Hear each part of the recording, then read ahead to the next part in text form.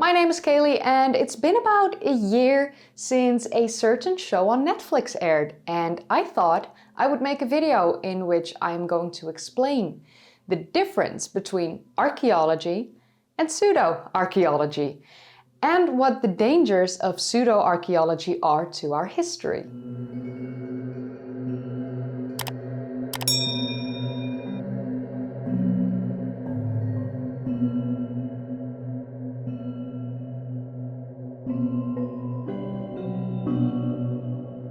So to explain in the very simplest of ways, pseudo-archaeology is fake archaeology. Pseudo comes from the Greek word pseuds, which means false or lying. The prefix pseudo is used to mark something that superficially appears to be or behaves like one thing, but actually is something else.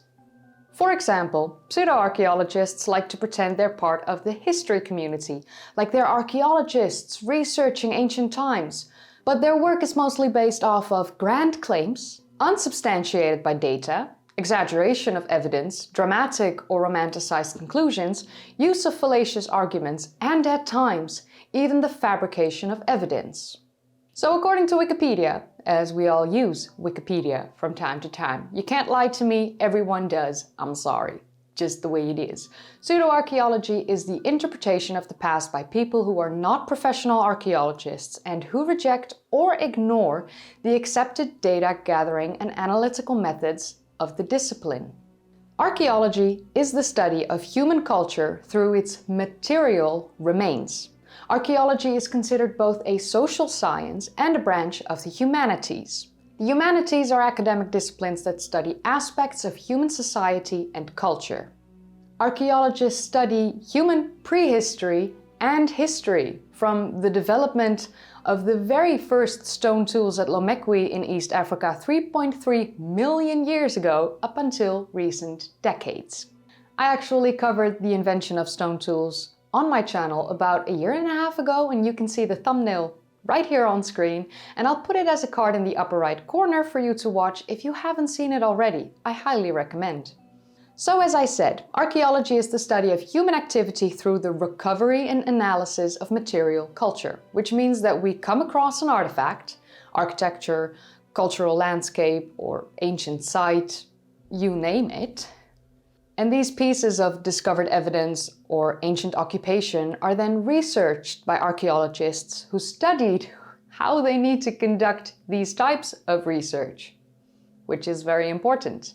So how an archaeological dig site is found can happen through a variety of different means. For instance, ground survey, found accidentally by road crews building some type of infrastructure, aerial surveys or space surveys, and in some cases, locals come across something and then they alert the archaeologists. The landowner, or in some cases government agency, is then requested to give permission and waiver liability for an excavation. Ownership and study rights of the excavated artifacts need to be agreed upon before an excavation can start. As you can imagine, funding is then required to set up a team of archaeologists to conduct the excavation, and in most cases, people volunteer to help, because it's expensive. Archaeologists create accurate maps and scale drawings of surface features across the site before conducting a full site investigation. The archaeologists then look for changes in the color and texture of the soil. All features such as old walls, wooden stumps, fire hearths, artifacts must be properly exposed by the use of trowels and brushes before they are photographed with scales. Each individual layer of soil and artifact is dug separately and carefully, as they can be very fragile. The context of the artifacts is carefully recorded and catalogued, and this is reflected on the labels for each bag with numbers of where they were found on the site plan that was drawn before they even started, so they can be analyzed properly at a later stage. The analysis of artifacts is a very important part of the archaeological excavation process, as this enables archaeologists to understand the age of the deposits being excavated. All fragile artifacts are treated by a conservator who is trained in proper treatment of artifacts, and this ensures that they are preserved for future generations, which is very important, I might add. Once the excavation process has completed, the artifact manager will catalog each artifact, and this is usually a very time-consuming procedure, but very important. All information gathered in the field is then written up and put together to ensure the site is properly recorded and analyzed. A report is then put together outlining the history, the methodology followed for the excavation, the artifact analysis, and a final analysis of the findings from the field. Pseudo-archaeologists are not trained properly to make any claims on any possible archaeological site, as they have not followed any of these steps that I've just given you for an actual excavation, how archaeology actually works. Pseudo-archaeology is also known by other names as well, such as alternative archaeology, fake archaeology, fringe archaeology, cult archaeology, fantastic archaeology, and even spooky archaeology. There isn't a unified pseudo-archaeology theory or method, but instead there are many different interpretations of the past, which are all jointly at odds with those developed by the scientific community. There are instances of creationism and creation science that are applied to the archaeology of historic periods, such as the flood myth, the Genesis flood narrative, Noah's Ark, and the Tower of Babel. Some theories claim that prehistoric and ancient human societies were aided by intelligent extraterrestrials, better known as aliens, in their development. And of course, most people watching this video will be aware of the theories claiming ancient advanced civilizations that used to roam the earth, for example, the Atlantis Myth. As you can imagine, the dangers of believing in pseudo-archaeology range from harmless to extremely harmful. The people who believe in these theories follow the pseudo-archaeologists, who are biased and sometimes make outrageous claims about, like, Atlantis or ancient aliens. Of course, I personally understand wanting it to be real. It would be quite amazing if there truly was an advanced civilization that lived before us, or if aliens in the past helped aid our humanity's survival, but these theories are a counterfeit version of true archaeology and our true history. Often the pseudo-archaeologists use Google Maps to scour the planet for anomalies that they then make claims on for being proof of their proposed theory. One of these is like the Reshot structure in Mauritania. Many pseudo-archaeologists have made the claim that this is the remnant of Atlantis, just because people like it to fit Plato's description of Atlantis. But at the Richat structure, Acheulean stone tools have been found, as well as Neolithic spear points, and other artifacts were found here as well. No man-made structure has been recognized and reported at the Richat structure. This indicates that the Richat was used only for short-term hunting and stone tool manufacturing. The Richat itself is an eroded geological dome. There are many of these geological domes on the planet. They are distinct rounded, spherical to ellipsoidal shaped protrusions on the Earth's surface. So in the case of the Richat structure, which really isn't a structure but it's just named this way, a laccolith, which is a body of intrusive rock with a dome-shaped upper surface and a level base, fed by a conduit from below. So this laccolith was formed when magma rose through the Earth's crust, which then began to spread out horizontally, prying apart the host rock strata. The pressure of the magma became high enough that the overlying strata are forced upwards, giving the laccolith its dome-like form. Over time, erosion can expose the solidified laccolith, which is typically more resistant to weathering than the host rock. The exposed laccolith then forms a hill or a mountain. At the Richat, the exposed sedimentary rock in layers appear as concentric rings. The igneous rock is exposed inside, and there are some spectacular rhyolites, which is the most silica-rich of volcanic rocks, and gabbro, which is a coarse-grained, intrusive igneous rock that was formed through the slow cooling of magnesium-rich and iron-rich magma. The Reshot is, simply put, an amazing geological feature on the face of the Earth. With no remnants of any man-made structure, no evidence for it, it's not Atlantis, nor has it ever been. Nor has there ever been proof of an ancient advanced civilization, or like I just said, Atlantis for that matter. Just because they cannot wrap their heads around the idea that the ancient Egyptians, or Mayans, or Aztecs, or Incas were sophisticated and intelligent enough to create these incredible structures themselves, does not mean that an ancient, lost, high-tech, advanced civilization taught them how to do it, or did it thousands of years before them and they just stumbled upon the remnants and made it their own. No proof whatsoever. I'm sorry. It's actually, honestly, one of the very worst things you can say about these ancient civilizations and their accomplishments. It's an absolute shame that these pseudo-archaeologists make these bold claims that people are so eager to believe, because let's be honest, people, it's the grandeur of their claims that reel the masses in. So now that you know the difference between real archaeology and the massive amount of work that is done on an excavation site, the amount of information they collect and catalog, we all know, and I think honestly that we all know, that the pseudo-archaeologists usually present bogus claims with either fake data or insufficient data to support their claims. They don't consult experts, and usually they present these claims on Facebook and Twitter, their own websites or YouTube, as their claims can't be published in a scholarly journal where it would have to undergo peer review. Mostly because, their claims would be crushed before it would even get published. Simple as that. The pseudo-archaeologists spread claims like wildfire. They use all means to push their ideas, be it TV shows, movies, books, news articles, magazines, and documentaries about pseudo-archaeology.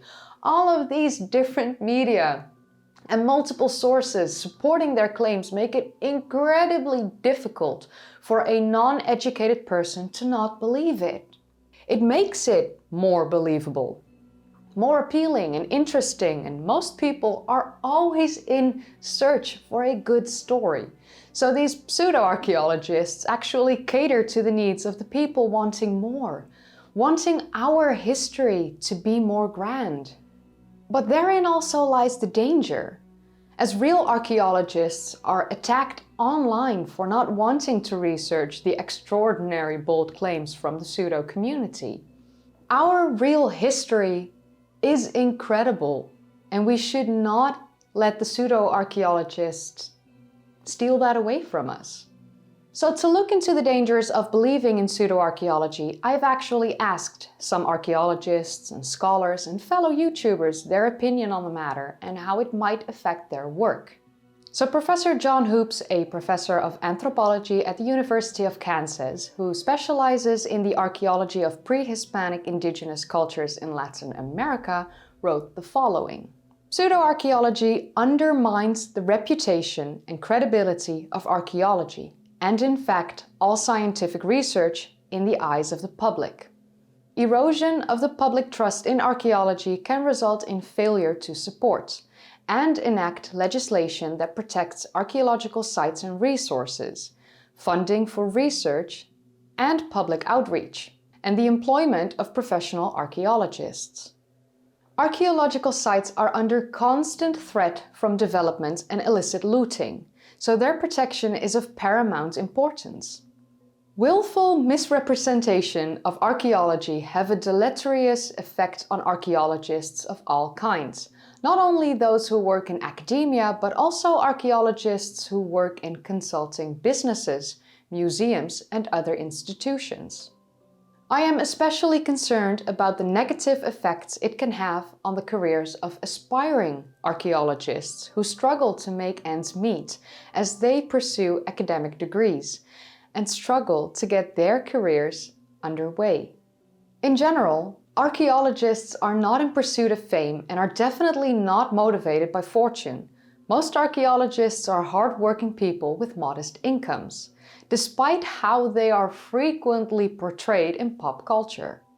Anti-science and conspiracy theory rhetoric contribute to political extremism that deprives people of basic human rights and even tragically erupts in violence. Narratives that abet sexism and misogyny, racism and white supremacy, anti-Semitism, Islamophobia and other forms of hate affect everyone on the planet. Even relatively minor annoyances such as hate mail and trolling make both professional and personal use of email and social media difficult and uncomfortable, interfering with the work that archaeologists do to educate the general public. Pseudo-archaeology affects my own work because, as an issue that affects us all, it is something that I think requires my own regular, informed and constructive attention. I have used it for many years in order to teach students useful skills in critical thinking. However, time that is spent addressing errors and misconceptions that result from it could be spent advancing our knowledge of the ancient past in the application of archaeological methods and theories to significant scientific questions, and the accumulation of useful knowledge. And next up we have Bill Farley, an associate professor at Southern Connecticut State University, an archaeologist and anthropologist, who wrote the following. Pseudoscience on its own isn't always dangerous. Indeed, I think that most people who love watching content like Ancient Apocalypse or Ancient Aliens have an at least somewhat nuanced understanding of what it really is. They're in it for the fun. They treat it like fiction, which of course is what it is, but it isn't presented as such. However, it travels into the territory of danger in at least 3 different ways. 1. Many genuinely dangerous groups like accelerationists, ethno-nationalists, and cults like QAnon reference pseudo-archaeological theory as a means of underpinning their philosophies. Any ideology needs a history. It needs the legitimacy lent by that history. When your ideology is fake, it needs a fake history. Drawing from real history is too easy to fact-check. If you really hate, say, a particular ethnicity or religion, it's extremely easy to take an Atlantis myth and substitute the power and manipulation of the Atlantean sages for your preferred hatred group, and thus paint them as ultra-powerful string pullers in the deep state. If you dislike an indigenous group because they're on land you'd really like to exploit, you can use those same sages to undermine their real historical claim to the land on which they stand. Pseudo-archaeology is used by bad actors to launder their ideas and make them seem palatable to the public. Number 2. Pseudo-archaeology is used to underpin nationalist movements and propaganda campaigns of all types. This has been true for decades, maybe even centuries. The Nazis used made-up archaeology to bolster their claims of Aryan superiority. Piltdown Man was at least in part an attempt to claim human evolution as having happened in Europe and not in Africa. I actually covered Piltdown Man on my channel. You can see the thumbnail. Watch. Highly recommend. American pseudo-archaeologists have long attempted to interject white settlers into the prehistory of North America in order to undermine indigenous land claims, or simply assuage them their own guilt as settler colonists. Sometimes it's more subtle, like seemingly in the case of Gunung Padang, where it's possible those claims are being used to bolster the Indonesian tourist industry. And number 3, pseudo-archaeology is part of a widespread trend in undermining trust in institutions and the very notion of expertise. You can see it in the worlds of finance, psychology, history, wherever. There is a pseudo-group claiming to see through the lies of the elites and claiming that every expert has nefarious motivations and financial incentives to lie to you about even the most mundane facts about the world. It's not hard to see how this trend contributes to political and social unrest in many parts of the world.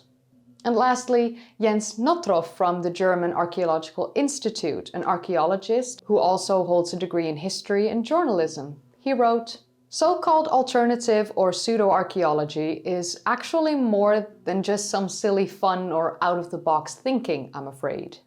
And I'm certainly not telling anything new in pointing out the highly problematic chauvinist, colonialist, and even racist roots of such narratives, simply depriving indigenous communities or other ethnic groups of past and present, most often non-white, non-Western societies, of their cultural achievements.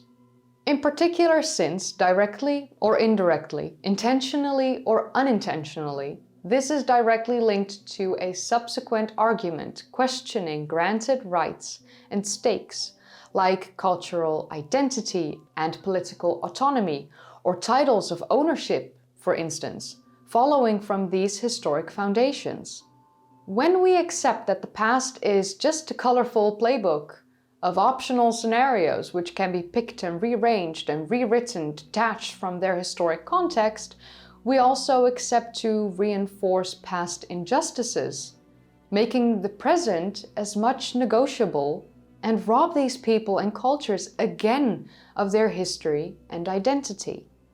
Lastly, Kaylee, hi.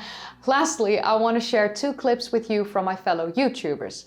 A clip of Stefan Milo, who has a BA in archaeology and anthropology, but he does not consider himself an academic. I do want to point that out.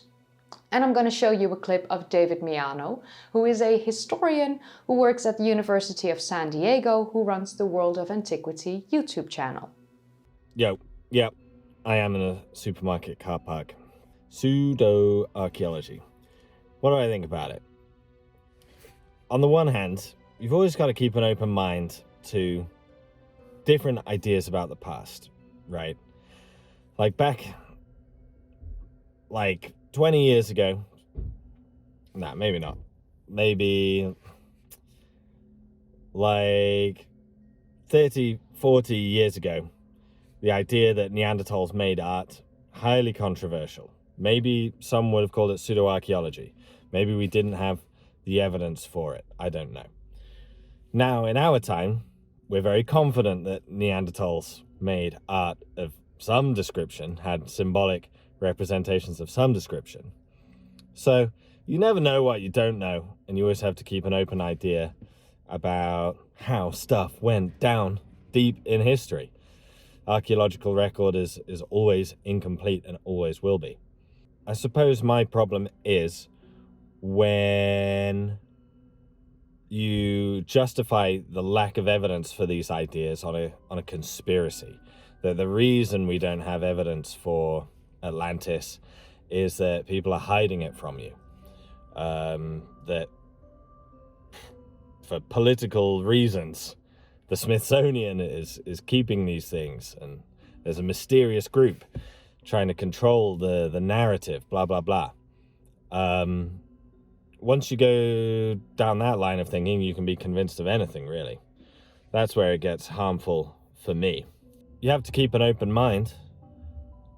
You have to understand the limitations of your evidence, but don't go mental. Don't go absolutely mental. I suppose that's how I view it, I suppose. Did you know there's a word out there that offends people? Yeah. It's the P word. No, not that P word. No, not that P word either. No, not that P word. I'm talking about pseudo-archaeology. Yes, there are people who get upset when their claims about ancient history are called pseudo-archaeology. Now, what if a person formulates a hypothesis and devises a model, but fails to collect all the necessary data, neglects to conduct experiments, and doesn't test the hypothesis against more data? Is that person practicing archaeology? If they fail to perform all the steps, no. They can be great at the speculative phase of archaeology, the creative part of it. They can dabble a bit in the data, even doing a small measure of analysis on a small number of artifacts. But if their data falls far short of what is needed for the subject, or if their experimentation is sorely lacking, in other words, they don't even come close to performing the necessary work, they're not practicing archaeology. They are, in fact, doing pseudo-archaeology. Someone might say, well, it can only be called pseudo-archaeology if the person is claiming to be doing archaeology. What about cases when a person is drawing conclusions without ever calling themselves an archaeologist? If the person is making claims about the past, using material remains as evidence, they are performing the same function as an archaeologist. Just as a person who offers medical advice is performing the same function as a physician. Hey, drink this bleach, it will heal your cancer. Does it matter if they don't call themselves a doctor? No. They are on the same turf, and therefore what they are doing, or failing to do, can be called pseudo-medicine. In the same way, a person who reconstructs ancient history based on what is found in the ground and doesn't do it scientifically is doing pseudo-archaeology. If, therefore, a person reaches radical conclusions out of harmony with the mainstream consensus of history, but engages in the archaeological process in a scientific manner, that person is not doing pseudo-archaeology. I know archaeologists who have done this, and even though their ideas are considered controversial, no one says they aren't doing archaeology. Similarly, if a person reaches a conclusion that is in harmony with the mainstream consensus of history, but doesn't engage in the process scientifically, that person is doing pseudo-archaeology. The word pseudo-archaeology has nothing to do with whether a theory is correct. It's not the what that matters, it's the how. And so, measuring an object poorly or incompletely, failing to take into account all the evidence on the subject, and drawing far-reaching conclusions from it is pseudo-archaeology. But let me be clear, I do believe that some people throw the word pseudo-archaeology around a little too freely. I do not agree with someone judging something to be pseudo-archaeology before looking into the matter. However, there are certain claims being made out there that have been shown to be based on pseudo-archaeology, and so when those claims get repeated, I don't think it's necessary for someone to reinvestigate the whole matter again just to make sure it is still pseudo-archaeology. If it walks like a duck. So I want to thank Professor John Hoops, Associate Professor Bill Farley, archaeologist Jens Notroff, historian David Miano, and Stefan Milo for their contributions to this video. I am grateful to you all for letting the public know your personal opinions on pseudo-archaeology and how it affects your work. So if you enjoyed watching this video, then don't forget to give this video a thumbs up. Subscribe if you'd like to see more of these kind of videos, and click on that bell icon if you want to be notified whenever I upload.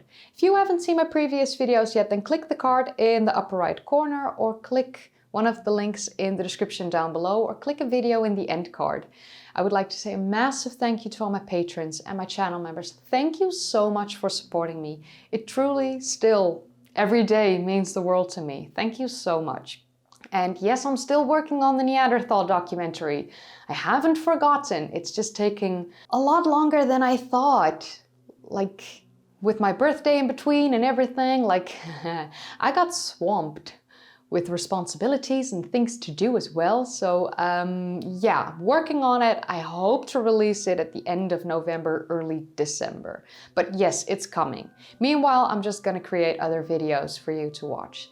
And yeah, with that said, you've reached the end of this video. Thank you so much for watching, and I'll see you in the next one. Bye guys.